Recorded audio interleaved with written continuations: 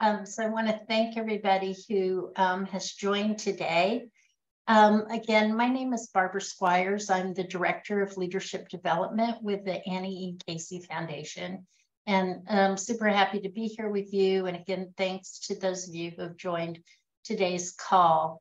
I suspect amongst the people who are on this webinar are both folks who may be interested in applying for the Rising Leaders for Results Fellowship, as well as supervisors of potential candidates for the program. And so we've got information to talk about with regard to the program and also some information specific to supervisors. So next slide.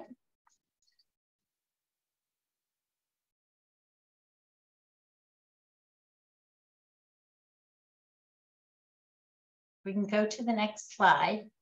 In today's conversation, we are going to talk about general information about the fellowship, and hopefully throughout as you're listening, you'll get your questions answered.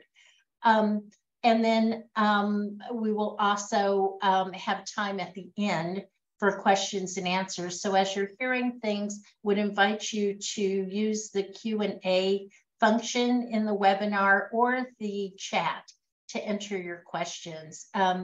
Carol Abrams, who is on this call from our communications unit, will be monitoring both of those.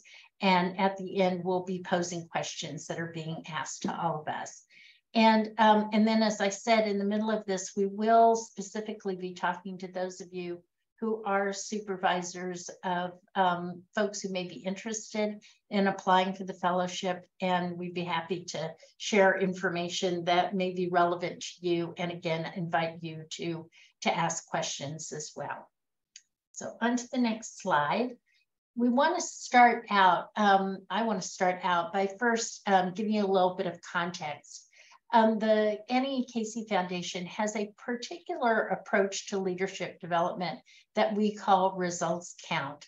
As some of you may know, the Casey Foundation's mission is around ensuring that all children, youth, and families in the United States thrive. And we're particularly focused on improved outcomes for children, youth, and families in a measurable way. And so our approach to leadership development is very much aligned with the mission of the foundation. And results count is a competency-based approach to leadership development that really focuses on the skills and tools and ways of thinking and approaches that leaders can use to achieve powerful, measurable, equitable results for the children, youth, families, and communities on whose behalf they work. And so in all of our leadership programs, including this fellowship that we'll be talking about, what is deployed to our participants are core tools and skills that we think leaders need to achieve those better outcomes. And that is regardless of the role that they are in or where they sit within their organizations. So next slide. So with regard to the Rising Leaders for Results program, I wanted to cover some information about that. So we are targeting leaders who are ages 24 to 31 who are working on behalf of children, youth, families, and communities. And I want to say specifically, we use the term leaders a lot, and we really do believe that anyone can lead from the seat that they occupy.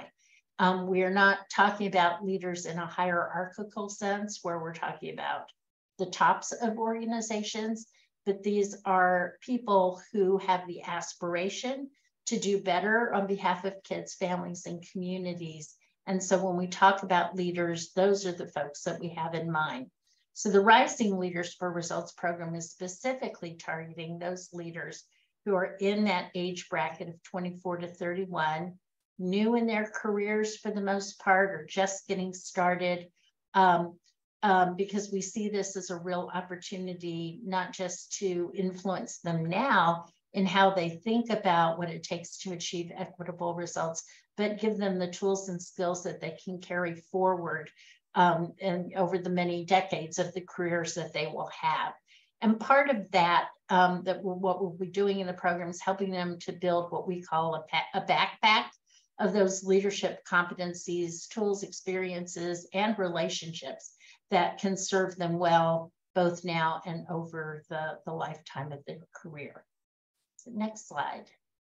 So getting a little more specific, the purpose of the Rising Leaders for Results Fellowship is to sharpen and deepen the leadership skills of the participants in the program so that they can activate others and ignite action to advance the equitable results that they're passionate about and trying to achieve, that they can address current leadership challenges that they're facing in role that get in the way of making progress on advancing those results. It's an opportunity to expand their horizon, grow their networks, and actually advocate for themselves in role so that they can have the kind of impact that they want to have. Next slide. The key components of this program will be, we are going to select a class of 12 young leaders to be in the program. This is our first time out, and so we're starting with a smaller class than maybe what we would typically have in one of our leadership programs. The Rising Leaders Fellowship will consist of 8 seminars and a booster session that will occur over 21 months.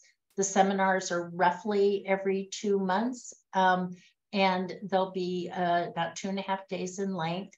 And so this program does carry over these 21 months, both in the seminars and between the seminars.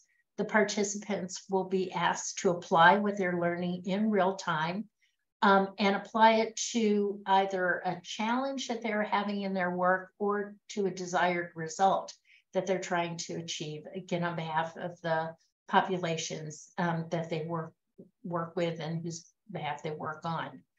Another component of the program is a more customized leadership plan that we will do with each of the participants, and we're calling it Build Your Own Experience, recognizing that not everybody will be coming in with exactly the same needs and interests, and so we want to have a customized component of the programs that may entail going deeper on a particular set of skills or making contact with certain people in order to build their network.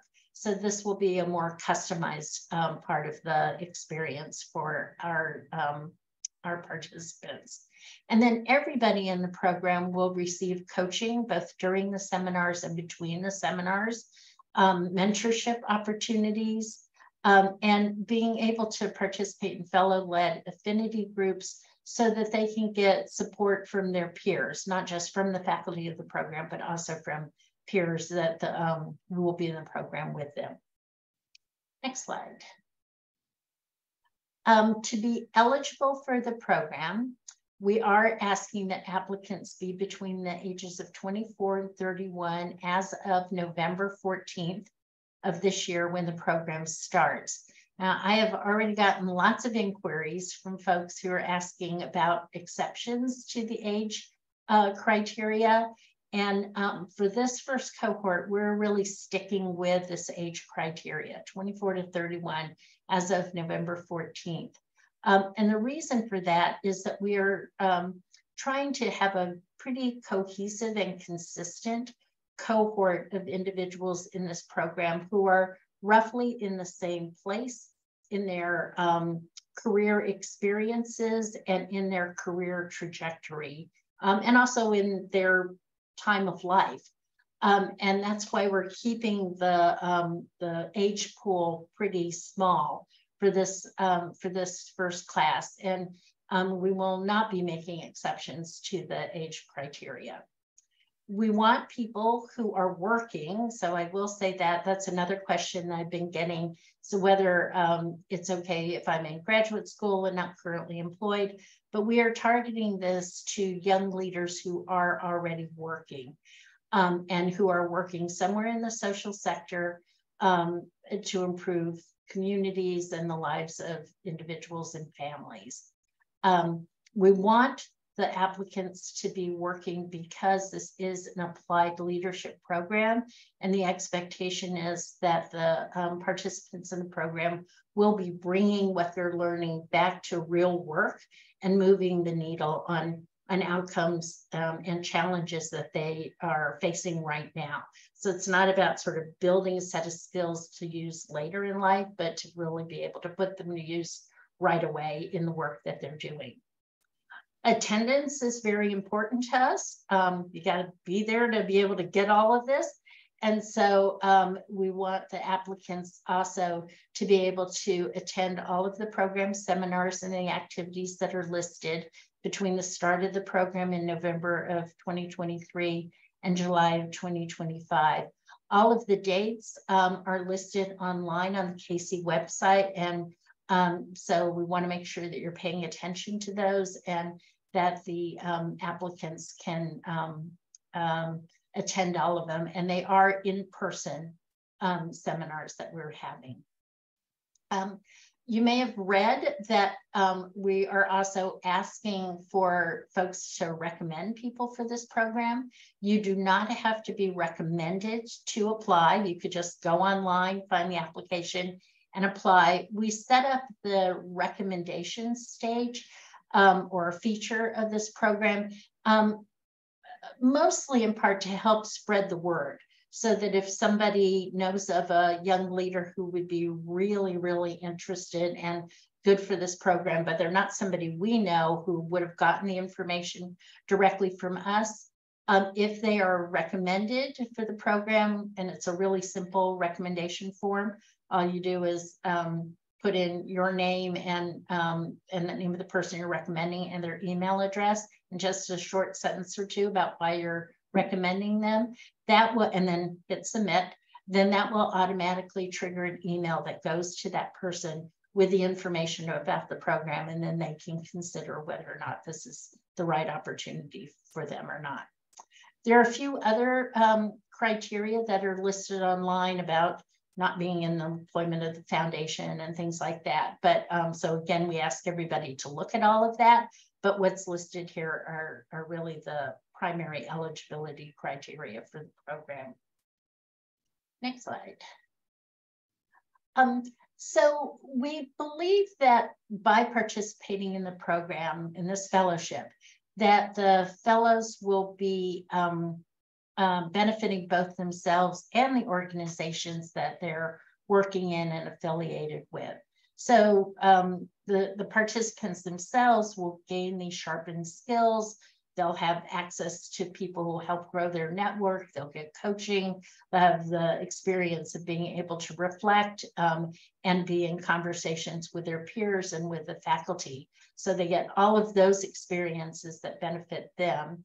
And they will be bringing these tools and skills back into their organization to apply to a real piece of work that is not just of interest to the individual fellow, but to the organization. Is moving a piece of work that is important to the organization.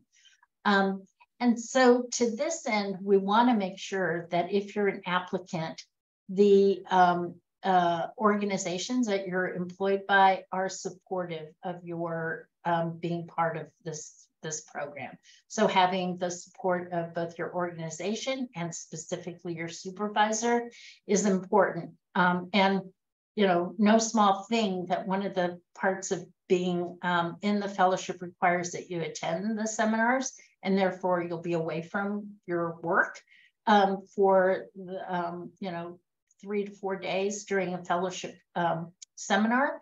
And so it's just so important that you have the support of your organization and your supervisor to allow you to fully participate. Next slide. And so to help with all of that, both for the fellow and for the organization that they're a part of, I just want to assure everyone that there are no costs associated to being a part of the program. Your travel to the seminars, travel related expenses that you incur, like parking at the airport or meals, you know, while you're traveling, all of, you know, cabs and Ubers to get where you're going, all of those things are picked up by the foundation. We will also provide all meals during the seminar. We'll provide hotel rooms, individual hotel rooms during the seminars for the fellows. All the materials will be provided. And recognizing that there might be an applicant or two who is already a parent, and that you may be incurring some additional costs of childcare because you are going to be away, we will be able to provide a stipend toward the childcare support while you're at seminars. We will not provide the childcare itself, but this is a stipend to help make it easier for especially young parents to participate. And then for the organizations, we do recognize that you're in this as well. If you have a fellow who, you know, someone from your team or organization who's participating in the program, that there is some burden on you as well. And so we are going to provide to the organizations of the 12 fellows an $8,000 unrestricted grant over the time of the fellowship term. That is, I think, in part a thank you for being supportive of your young fellow and allowing that person to attend, and that you can use in whatever way you feel necessary. So whether it's to buy the extra time of someone to cover for a piece of work while the fellow is away or whatever. It is really an unrestricted grant to be used how you wish. We also recognize that there could possibly be applicants who are self-employed, who are not working for an organization, but might be doing consulting or are a young entrepreneur with their own business. And for those individuals, rather than the $8,000 going to the organization, we will provide over the course of the fellowship $8,000 toward your time, recognizing that you may be missing opportunities for employment, you know, consulting gigs or whatever they might be, because you're in the program. So we wanted to make sure that there was some benefit and a little bit of recognition of what is being invested by both the individual and the organization by participating in the program. So next slide. Okay, I want to shift gears a little bit here now and really speak to, hopefully there are some on the webinar, supervisors of prospective candidates for the program, recognizing you may have some questions about why would I do this? Why would I free up the time of a young person, a young leader on my team in order to participate in this? Typically, if we had already had a cohort of young fellows who've gone through this, we would have brought in maybe one of those young fellows and one of their supervisors. But because this is our first time out with this program, we don't have that. But instead, I have invited Valerie Thompson, who is the Assistant Chief Probation Officer with the Santa Cruz County Probation Department. Valerie has allowed a number of her staff to participate in other results count programs that we have done. And so we thought that it might be helpful to those who are contemplating this experience to hear from Valerie kind of why she thinks there's value both to the organization and to the employee to allow them to be in opportunities like this. So with that, I'm going to ask Valerie to go ahead and share what you think. Sure. Thanks, Barbara, and hello to everyone. Greetings from Santa Cruz. You know, I think it's really important to share the value of having your staff participate in this program, and I'm happy that we can do that as a reflection from Santa Cruz. First of all, I think as any leader, you want to be able to build capacity in your emerging and your rising leaders. And so giving them the opportunity to participate And the results count programs has really been a net gain for not only our staff who have participated. We have seen leaders be promoted to higher level positions as a result of their participation.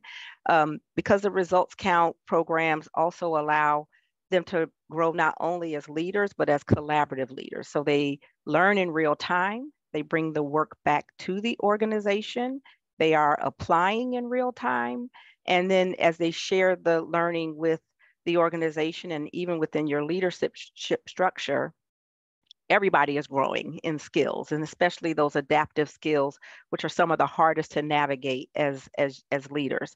So I think first is the investment in your young leaders, being willing to hold that frame and being able to give them the opportunity for growth, to be able to be in a cohort of partners where they actually learn together and can support each other and be coached, has really been a great benefit in our organization. We've seen our leaders come back and actually lead initiatives that get grant funded, that help to grow capacity across our county as they work with other leaders. And so I would just say the benefits are really both to not only the leader that you all will be allowing to and supporting to participate, but also to your organization. And then ultimately, if we're all working towards goals that end in outcomes of well-being to the community, by having great, strong leaders to be able to do that, then you're also benefiting the community and the populations that you're serving.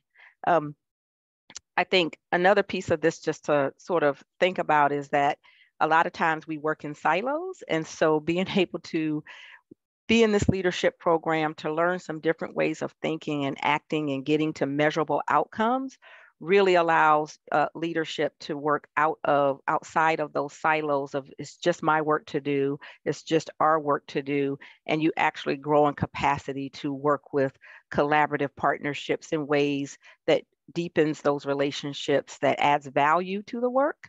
And gets to something that is a favorite in Santa Cruz County. We love collective impact. So, you know, we go in with our partners for grants together because we understand how we're doing the work.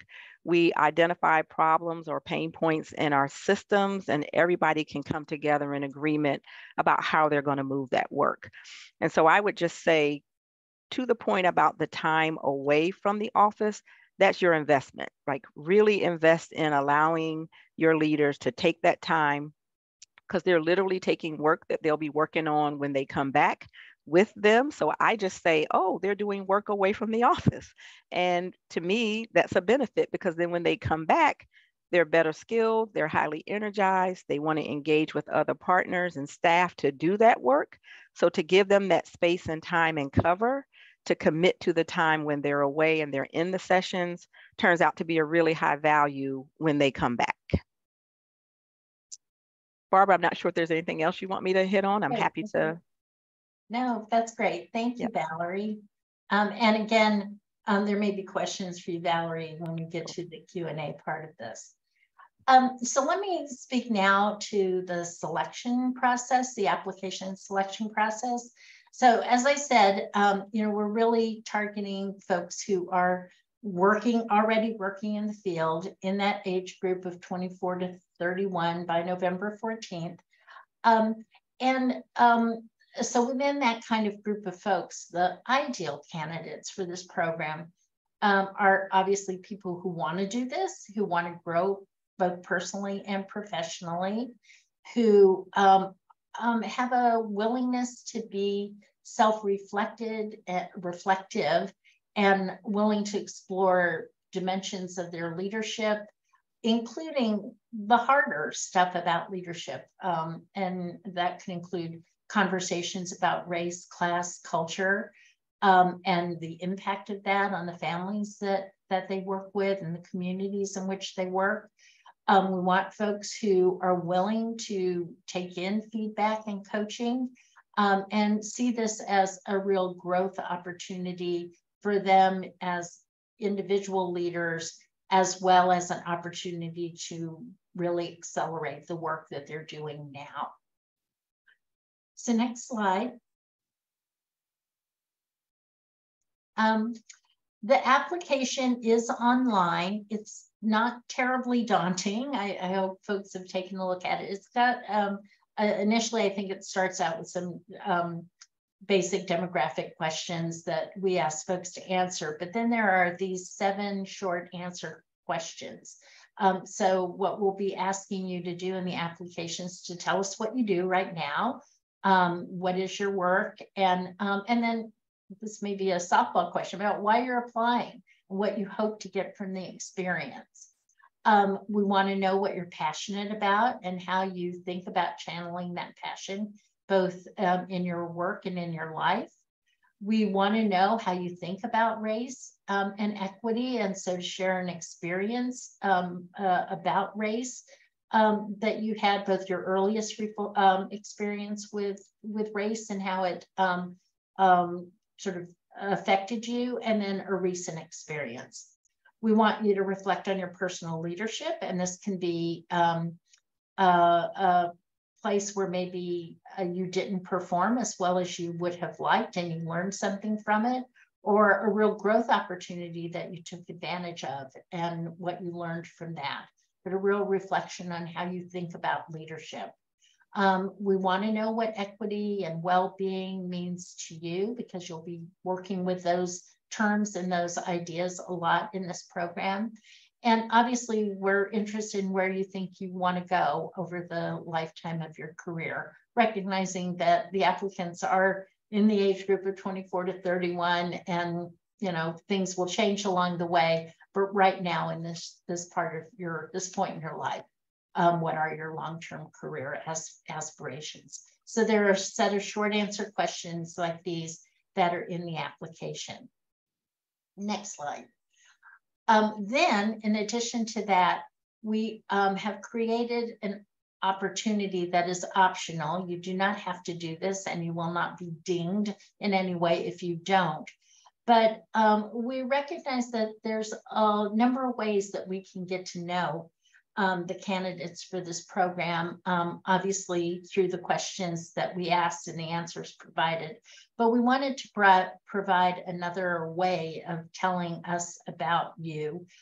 So we are inviting candidates, if they want, to submit something that is creative, that tells us more about who you are. It could introduce yourself. It could speak more to the passion that you might have talked about in that short answer question, could give us some sense of what a day in your life is like, or how you think about equity or results or well-being. And the vehicle for doing this can be anything creative, but you'll see in the application the kinds of things that we listed were things like an art piece. It could be a poem or creative writing sample. It could be a PowerPoint deck. It could be Prezi. It could be anything creative. We're kind of leaving that up to you. And the only thing that we ask is that you include a short written explanation about what you're submitting and why, so that we have some understanding of what you'd like us to take from that submission. Again, this is optional, but we did want to create this opportunity, recognizing that there are lots of dimensions to people, and this may be yet another way that we can learn about the candidates for the program. Next slide. So now into the kind of the logistics of all of this. As I mentioned, we do have the option for people to recommend applicants for the program, where the last day for getting those recommendations in is August 31, because we want to be able to have time to get the information to that potential candidate for the program and give them time to apply. So August 31st will be the last day to get in recommendations. And then September 11th is the last day for everyone, whether you're recommended or not, to submit your application online. Then by September 29th, we will notify those individuals that we are inviting in for interviews. We'll let them know that they're being invited to the interviews. We will hold virtual interviews with the finalists on October 11th and 12th. we're asking everybody to hold both of those days because the interviews will include not just individual interview that you'll do, but also potentially a group activity, an online group activity that will ask all of the finalists for the program to participate in. So for now, we'd ask everyone to hold both the 11th and the 12th for the interview portion of this, this program. And then we'll announce the 12 selected fellows by October 25th. Next. Yeah. And so then once we have the class selected, there will be an orientation call that is going to be held on November 14th. So that's what we are considering the start of the program. And then there is a webinar that is in December. And between the orientation call and the webinar, our faculty members will be doing their initial coaching calls with the 12 fellows. And then starting in January is when the seminars will begin. The seminars will be 2.5 days long from starting in January. The travel day to the seminar will be the day before the seminar starts. So if we have a seminar that starts on January 17th, your travel day will be sometime on the 16th, depending on where you are. And then we finish early enough on the last day of the seminar for folks to be able to get home. You should be able to get home on the last day. So you'll see there are 1, 2, 3, 4, 5, 6 of the seminars in 2024, and then another 2 seminars and a booster session in 2025. The seminars, some of them will be in Baltimore. 3 of them have been flagged already to be in Baltimore. And we're waiting to see who gets selected for the program to land on the locations of the other seminars. And that is in part to help share the travel burden. We didn't want to make everybody, travel to Baltimore for all of the seminars. And so we'll make some decisions about the locations of the other seminars once we know who our actual fellows are and where they reside. And then the faculty will be visiting the fellows over the summer in 2024. Each fellow will get a faculty site visit. And that gives us a chance to see the fellow kind of in action with their home organization, the team that they might be on, set of partners that they're working with, actually let us see how they're applying what they're getting from the fellowship. And it'll also be an opportunity for the fellow to get additional coaching from the faculty, even during that faculty site visit day. Maybe an opportunity for faculty to engage with the applicant supervisor or head of the organization, whatever. These will be customized site visits between our faculty members and the fellows. And the next slide. And then once the fellowship concludes, then we are going to form a network of this cohort that will be the beginnings of a network of young fellows. And as we do each of our subsequent cohorts for the Rising Leaders Fellowship, those cohorts will come into the network as well. It's a way to continue the learning and continuing to build the leadership of the participants in the program. It's a way of continuing to build your networks. There then will also be opportunities for that network to interact with some of our other Results Count leadership networks that we have. So it's just an opportunity to stay connected to Casey and to our leadership work, for us to stay connected to you, and also just to stay connected with you as you move forward in your career. So we don't expect that if you start in one organization now that you'll be there forever, and we want to maintain those connections with you and what you're doing and how we can continue to support you going forward. And I think that is our last slide. I am happy to take questions via email after this webinar. We'll do questions now, but if anything occurs to you after you sign off or as you're working on your application, or if you're a supervisor and a question comes up, please don't hesitate at all to reach out to me. I try to respond as quickly as I can because I know the applications are due. So with that, I think we're going to go now into questions, and Carol has been monitoring both the chat and what may be in the Q&A feature of the webinar. So Carol, how can we be helpful? Thank you. Thanks for that info. I'll start with a question that came prior to the webinar. Can more than one applicant from an organization apply? Yes, the answer to that is yes. So organizations can, or a single person can recommend more than one candidate for the program.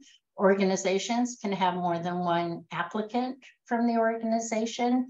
I think it's probably fair to say it's unlikely that we will pick two individuals from the same organization just because we're trying to spread the opportunity around, but there's nothing to prohibit anyone or any organization from having more than one applicant for the program. I would love to direct the question, who's the faculty for the fellowship, to Valerie Thompson, because Valerie is one of the faculty members.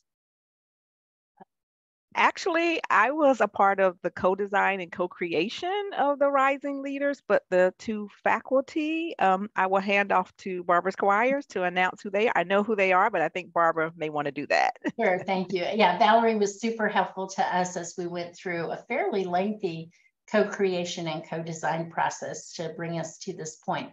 The two faculty members are, one is a woman who is a Casey Fellow. She was in our class 7 of our Children and Family Fellowship, which is the 30-year-old now fellowship program, that is our signature leadership program. Her name is Dana Jackson. She's from Louisville, Kentucky. She has experience in primarily in nonprofit work at the community level. And she has been doing results count work with us now for many, many years. She's lead faculty on some of our other programs. So Dana will be one of our faculty members. The other faculty member is a gentleman named Ashley Stewart. Ashley, in fact, used to work here in our leadership development unit and sort of built his muscles around results count when he was a senior associate in our unit. Since then, he has he went to work doing leadership work at the Baltimore City Public Schools, and he's now an independent consultant. He's a Morehouse graduate. He was in the Peace Corps, so has pretty diverse background. And both of them are really dynamic faculty members and very well-versed in results count. Thank you. Barbara, there was a question about the grant to the host organization, specifically about the process and the timing. Yeah, so again, this is all new to us. So we hope that we can get this done without any bumps in the road. But it is an unrestricted grant, which is really easy for us to do, and the organization does not have to apply for it. What we're proposing to do is probably to do it in two $4,000 grants, one that would come at the beginning of the program and one that would come in the middle of the program. And part of the reason for this is there is the potential that the young fellow may in fact change jobs. I mean, this is not an unusual thing, especially when you're early in your careers. And so we thought rather than give a full $8,000 to an organization all at once at the beginning, we'd break it up into two $4,000 grants. We'll give one at the beginning of the program, one in the middle. Should the applicant leave before the middle of the, not leave the program, leave the employment of an organization and go to another one, then that organization would get the second one. If they leave later, their first organization will get the full 8,000 and we'll do something else for the new organization. But that's our thinking right now on the application, but it doesn't require anybody doing a proposal or filling out any paperwork other than I think we'll need your W-9. But it'll be an unrestricted grant. And so also no reporting on it to us. Barbara, a question from a remote organization. How will you be doing faculty site visits if an organization is all virtual? That's an interesting question. I think we'll have to figure that one out.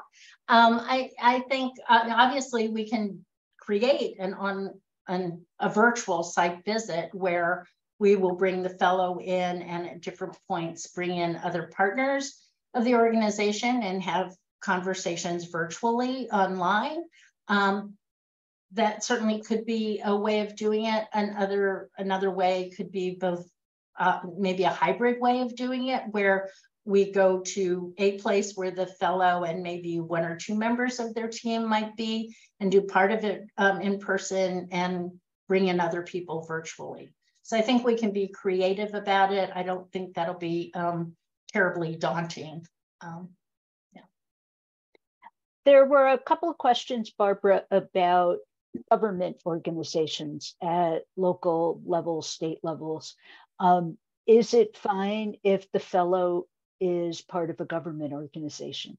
Absolutely. I see Valerie shaking her head. Yeah, because she's with county government. Yeah, absolutely. I mean, we're targeting folks who are in nonprofits, in government organizations, whether that's local, county, state, federal, also philanthropic organizations, intermediaries, entrepreneurial kinds of organizations, startups. The applicants can be consultants. So we're casting a fairly wide net in terms of where the applicants are employed.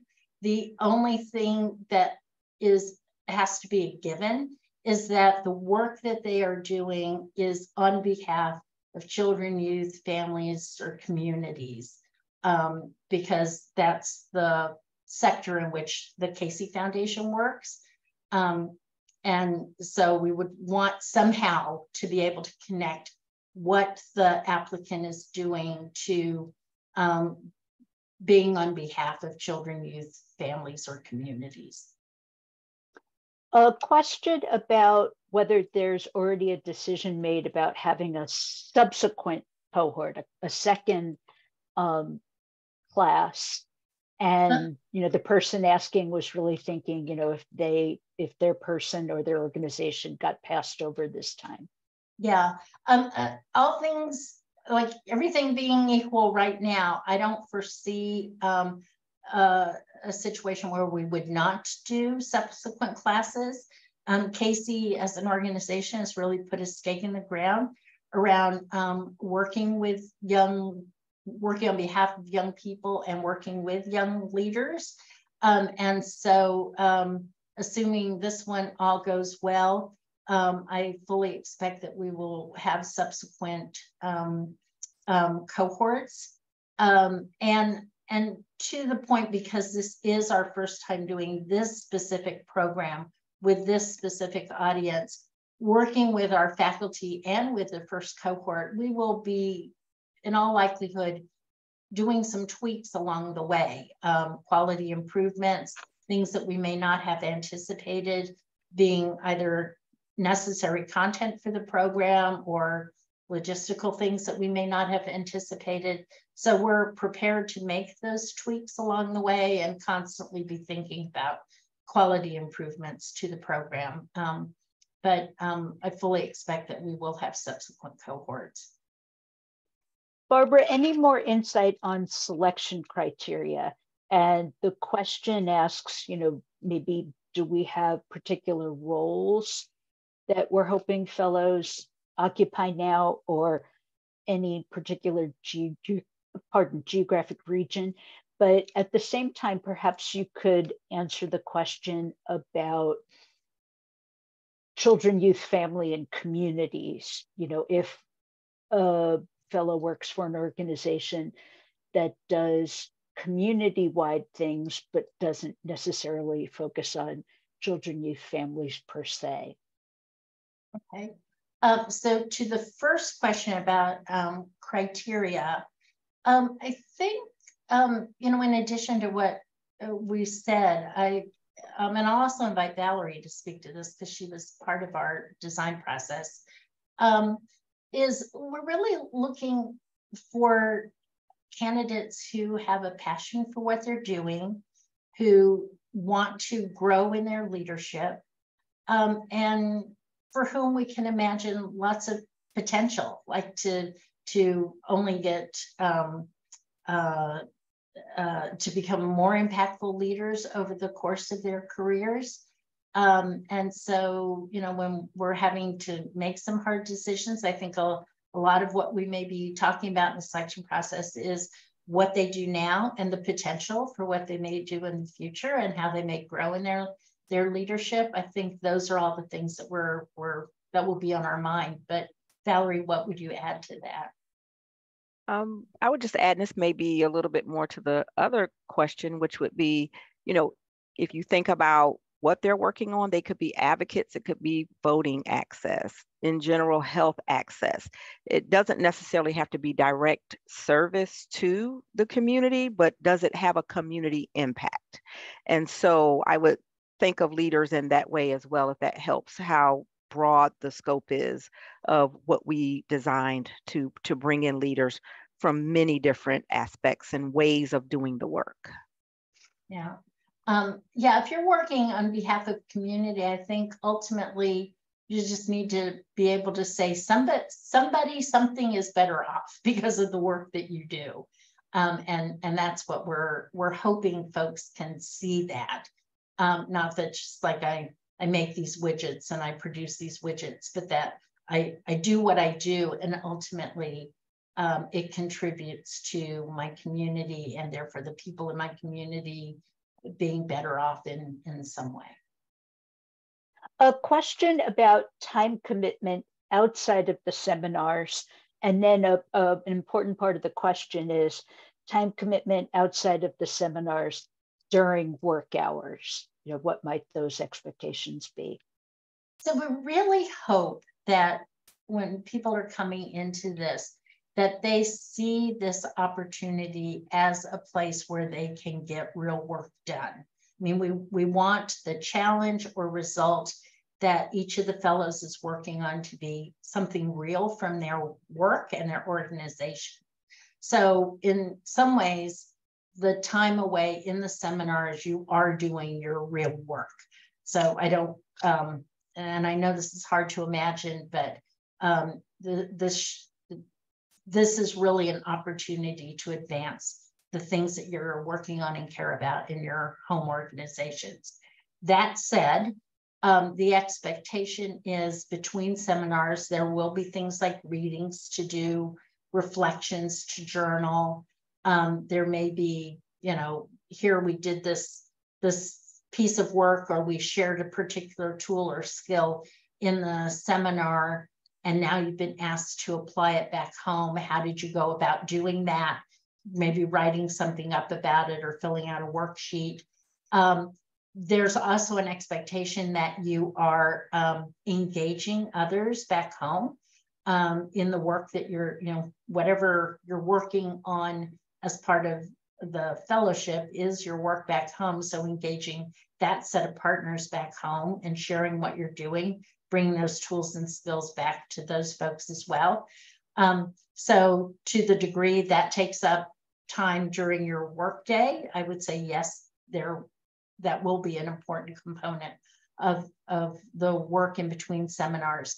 The readings and reflection exercises, maybe 8 to 10 hours between the seminars, and the seminars are roughly every other month or 8 weeks apart. So it won't be terribly burdensome, we think. But again, I think the way to think about it is that this is your real work that you'll be doing in the seminar. So hopefully it doesn't feel like a real add-on when you're back in your home organization. Valerie, is there anything you'd add to that? Yeah, I would just say in real time, I walked past one of my staff's office who is participating in a program in real time now, and he was convening with a group of folks. I could hear him using the skills, and I just had a big old grin in my face because he was actually doing a piece of work that is his work to do, but he was using how he's applying this in the program with the team that he's working with. So I would say it's a value add because I think their time is better used and more intentional when they're actually moving work from their site in the program and then bringing that work back home and convening with their teams. So I think you'll see it as a valuable use of their time on real work that they're moving and not so much a burden. Question, are non-citizen young adults eligible to apply? Yes, as long as, so we won't inquire about status. That's not what is important to us. What is important is that about the work that you're doing.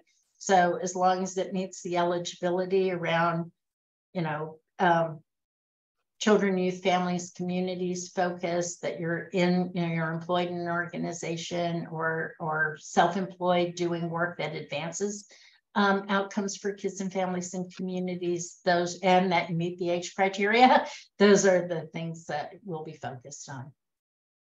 I believe you've answered all the questions in chat. I invite anyone whose question I may have overlooked to email Barbara. Her email address is in chat. It's bsquires, SQUIRES @aecf.org.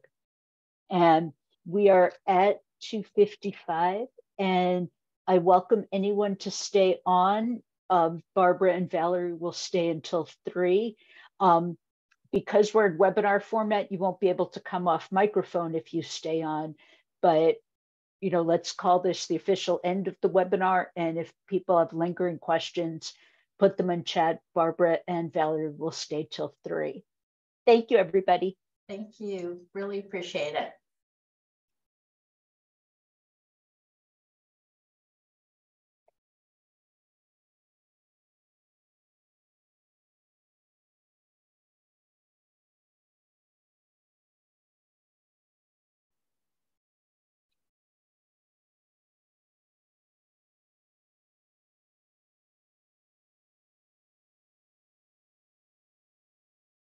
Now that I've made that offer and don't see anyone taking us up on that, I am going to just call the webinar. Thank everybody for coming. And we have recorded this webinar, and we will be sharing the recording with everyone who registered. Thank you, everyone. Thanks, everyone. Thanks, Val. We'll see you guys. Thank you. Bye.